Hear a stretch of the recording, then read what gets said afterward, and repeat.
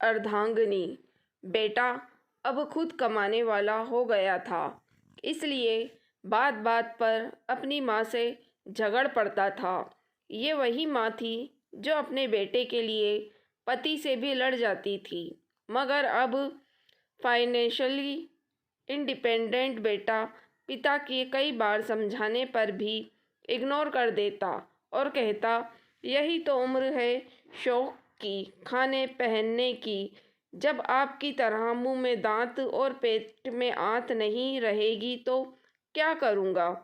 बहू खुशबू भी भरे पूरे परिवार से आई थी, इसलिए बेटे की गृहस्थी की खुशबू में रम गई थी। बेटे की नौकरी अच्छी थी तो फ्रेंड सर्कल उसी हिसाब से मॉडर्न थी। बहू को अक्सर वह पुराने स्टाइल के कपड़े छोड़कर मॉडर्न बनने को कहता, मगर बहू मना कर देती। वो कहता, कमाल करती हो तुम, आजकल सारा ज़माना ऐसे करता है।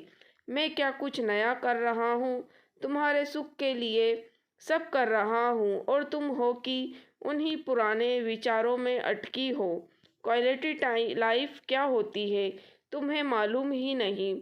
और बहू कहती, क्वालिटी लाइफ क्या होती है ये मुझे जानना भी नहीं है, क्योंकि लाइफ की क्वालिटी क्या हो मैं इस बात में विश्वास रखती हूँ। आज अचानक पापा आईसीयू में एडमिट हुए थे। हार्ट अटैक आया था। डॉक्टर ने पर्चा पकड़ाया, 3 लाख और जमा कराने थे। 1.5 लाख का बिल तो पहले ही भर दिया था, मगर अब ये 3 लाख भारी लग रहे थे। वह बाहर बैठा सोच रहा था कि अब क्या करे। उसने कई बार दोस्तों को फ़ोन लगाया कि उसे मदद की ज़रूरत है, मगर किसी ने कुछ बहाना कर दिया। आंखों में आंसू थे और वह उदास था। तभी खुशबू खाने का टिफ़िन लेकर आई और बोली, अपना ख्याल रखना भी ज़रूरी है, ऐसे उदास होने से क्या होगा, हिम्मत से काम लो, बाबूजी को कुछ नहीं होगा, आप चिंता मत करो, कुछ खा लो, फिर पैसों का इंतज़ाम भी तो करना है आपको। मैं यहाँ बाबूजी के पास रुकती हूँ, आप खाना खाकर पैसों का इंतज़ाम कीजिए। पति की आंखों से टप टप आंसू झरने लगे। कहा ना, आप चिंता मत कीजिए। जिन दोस्तों के साथ आप मॉडर्न पार्टियां करते थे, आप उनको फ़ोन कीजिए, देखिए तो सही कौन कौन मदद को आता है। पति खामोश और सुनी निगाहों से ज़मीन की तरफ देख रहा था कि खुशबू का हाथ उसकी पीठ पर आ गया और वह पीठ को सहलाने लगी।